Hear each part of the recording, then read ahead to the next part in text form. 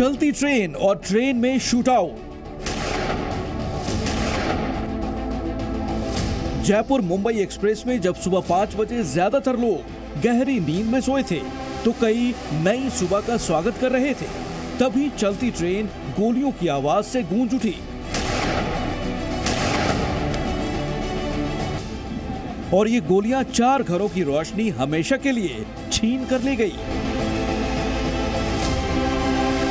Train में सवार RPF यानी रेलवे प्रोटेक्शन फोर्स के एक कांस्टेबल ने अपनी ऑटोमेटिक राइफल से साथी असिस्टेंट सब इंस्पेक्टर को गोली मार दी।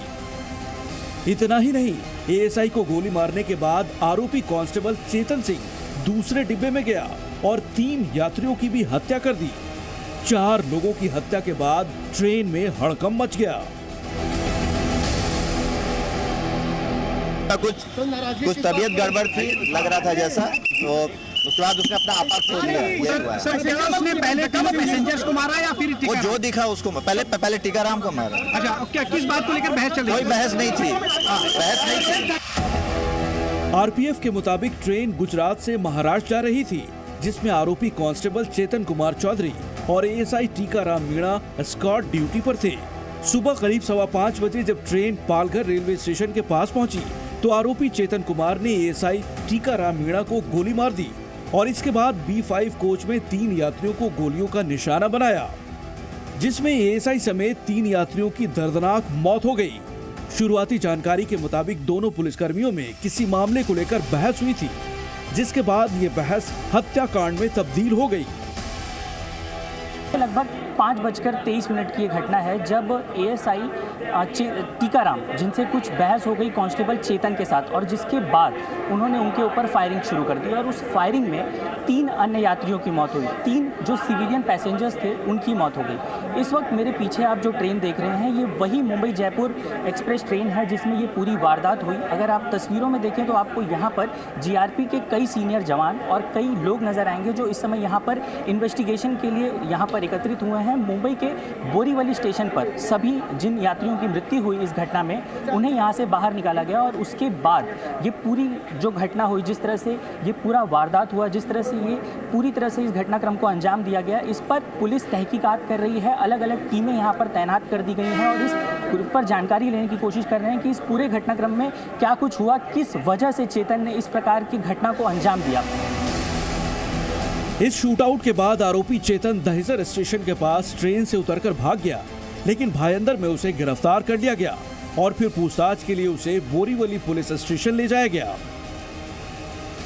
चेतन सिंह से पूछताछ चल रही है। ये वही आरोपी है जिसने पालघर और विरार के बीच में एक बड़ी घटना को अंजाम दिया।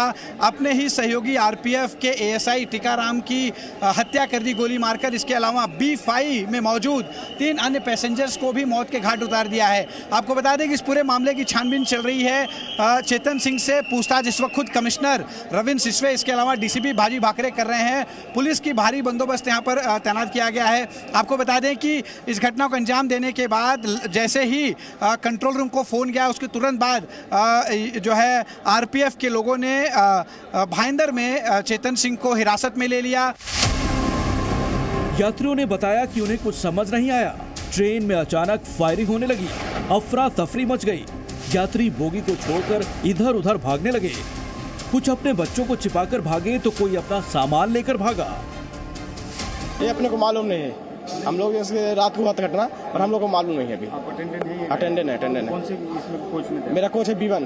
पर लोग बात बता रहे, पैसेंजर लोग बता रहे थे, आवाज बहुत चली, सब लोग बता रहे थे, आवाज आ रही थी, सब बता रहे थे, लोग पैसेंजर लोग बता रहे थे। रेलवे के मुताबिक आरपीएफ जवान ने गोलीबारी क्यों की, इसका पता अभी नहीं चला है।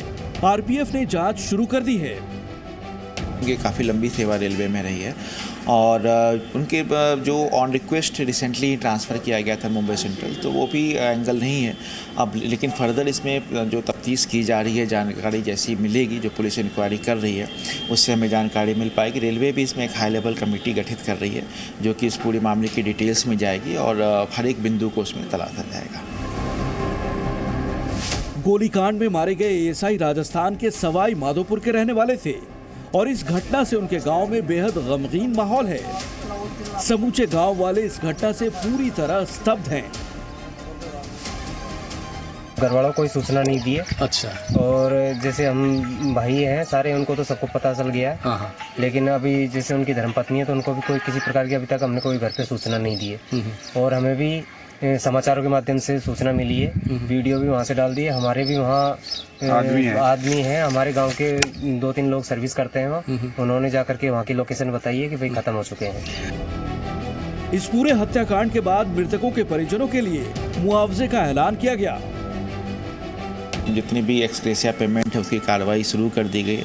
ये सारा पेमेंट जो जितनी पेमेंट उनके ड्यू है मिला के लगभग 60 लाख की अमाउंट होती है जो उनके फैमिली मेम्बर को दी जाएगी इन ड्यू कोर्स।